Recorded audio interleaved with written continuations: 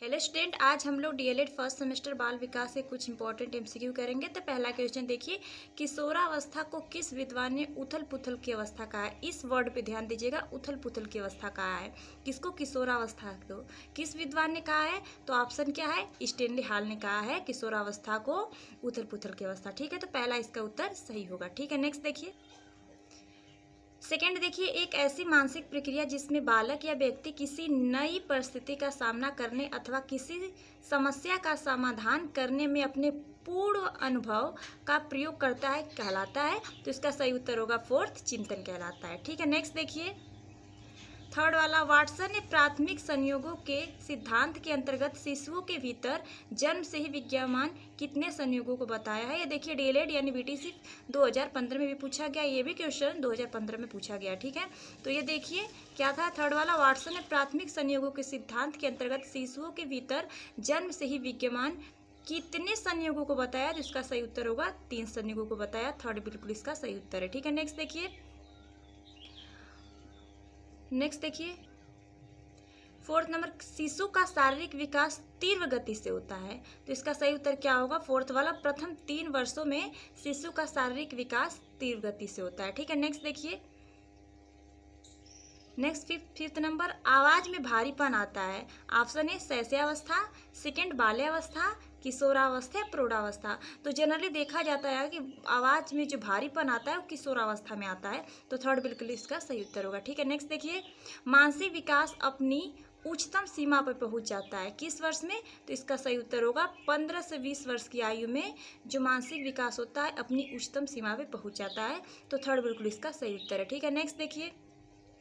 ये जितने भी मैं क्वेश्चन आप लोगों को बता रही हूँ एग्जाम में आते हैं, बार बार आते हैं, तो इसको आप लोग याद रखिएगा। बाल विकास के क्वेश्चन बहुत इंपॉर्टेंट है। 7th नंबर देखिए, स्वस्थ शरीर में ही स्वस्थ मस्तिष्क निवास करता है। तो एक कथन आप लोगों को पहले से ही पता होगा कि ये जो पॉपुलर कथन है किसका है? अरस्तु का है कि स्वस्थ शरीर में ही स्वस्थ मस्तिष्क निवास करता है। ठीक है, नेक्स्ट देखिए। इसका सही ऑप्शन क्या होगा? सेकेंड, अरस्तु।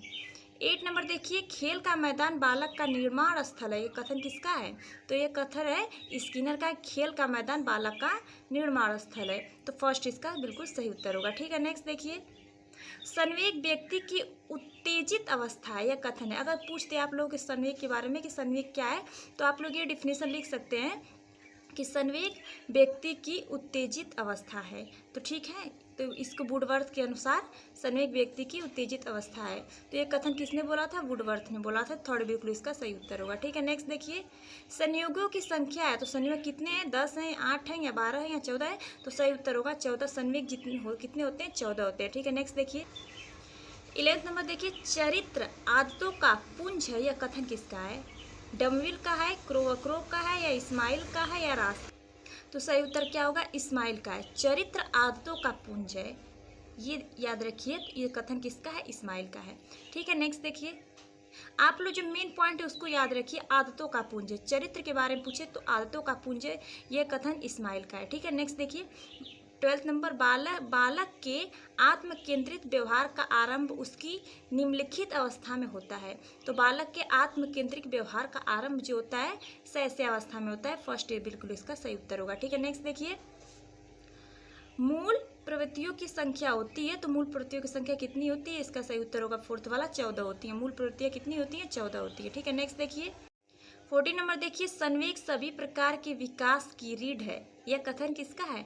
तो ये किसका कथन है? पावलोव का। पावलोव का एक कथन है कि संवेग सभी प्रकार के विकास की हड्डी है। फर्स्ट बिल्कुल इसका सही उत्तर होगा। ठीक है, नेक्स्ट देखिए। नए सरंगिक संवेग है। ऑप्शन फर्स्ट, ईर्ष्या, प्रेम, आश्चर्य या घृणा। तो अगर पूछे कि नए सरंगिक संवेग है तो आश्चर्य जो है नए सरंगिक संवेग है। थर्ड बिल्कुल इसका सही उत्तर होगा। ठीक है, नेक्स्ट देखिए।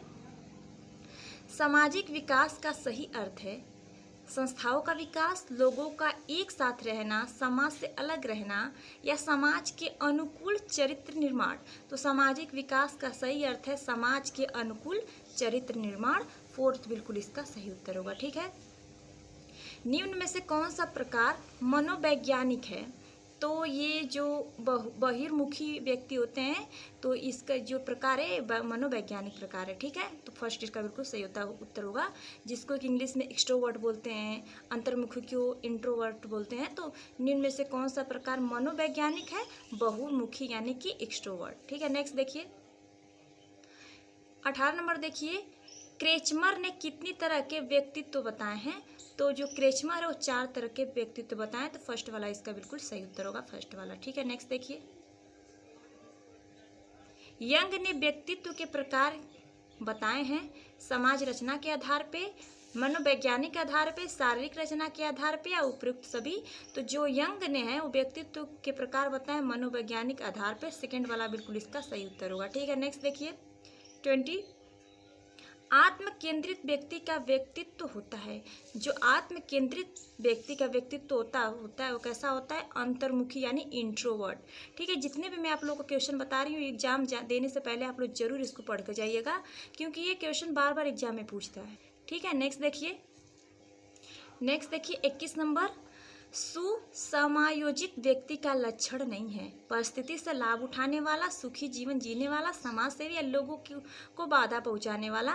तो ये नहीं है, फोर्थ वाला बिल्कुल सही उत्तर हो गया, यानी लोगों को बाधा पहुंचाने वाला सुसमायोजित व्यक्ति का लक्षण नहीं है, फोर्थ बिल्कुल इसका सही उत्तर है। ठीक है, नेक्स्ट देखिए 22, कल्पना की सामग्री स्मृतियां है या कथन है। जो कल्पना की सामग्री स्मृतियां है या कथन किसका है? बोरिंग व अन्य का कथन है, फर्स्ट वाला बिल्कुल इसका सही उत्तर होगा। ठीक है, नेक्स्ट देखिए, जिस कल्पना में व्यक्ति दूसरों के विचार के आधार पर नए विचारों की कल्पना करने लगता है उसे क्या कहते हैं? फोर्थ वाला इसका सही उत्तर होगा उत्पादक कल्पना। जिस कल्पना में व्यक्ति दूसरों के विचारों के आधार पर नए विचारों की कल्पना करने लगता है उसे कहते हैं उत्पादक कल्पना, फोर्थ वाला बिल्कुल इसका सही उत्तर होगा। ठीक है, मैंने दोबारा इसलिए पढ़ दिया क्योंकि आप लोग को अच्छे समझ में आ जाए। ठीक है, नेक्स्ट देखिए 24, डीवी के अनुसार तर्क के सोपान हैं 4, 2, 3 या 5, तो सही उत्तर होगा 5। ठीक है, नेक्स्ट देखिए 25, चिंतन के साधनों में एक है संकेत, रटना, गुणों का विश्लेषण या सामान्यीकरण। तो चिंतन के साधनों में एक है संकेत, फर्स्ट वाला बिल्कुल इसका सही उत्तर होगा। ठीक है, नेक्स्ट देखिए, तर्क के मुख्यतः प्रकार होते हैं। तो तर्क के जो मुख्यतः प्रकार होते हैं 2 होते हैं, फर्स्ट वाला बिल्कुल इसका सही उत्तर होगा। ठीक है, नेक्स्ट देखिए, चिंतन मानसिक क्रिया का ज्ञानात्मक पहलू है या कथन किसका है? ये चिंतन मानसिक क्रिया का ज्ञानात्मक पहलू है, कथन किसका है? रास का। अगर ये पूछ दे चिंतन क्या है, शॉर्ट में लघु उत्तरी प्रश्न में पूछ दे कि चिंतन क्या है, तो आप लोग रास के अनुसार ये लिख सकते हैं, रास के अनुसार कि चिंतक मानसिक क्रिया का ज्ञानात्मक पहलू है। ठीक है, तो ये सही उत्तर क्या होगा इसका? रास। ठीक है, नेक्स्ट देखिए 28, जीन पियाजे ने बालक के संज्ञानात्मक विकास के कितने अवस्थाओं का वर्णन किया है? तो इसका सही उत्तर क्या होगा? 4। ठीक है, इसका सही उत्तर होगा फोर्थ यानी 4।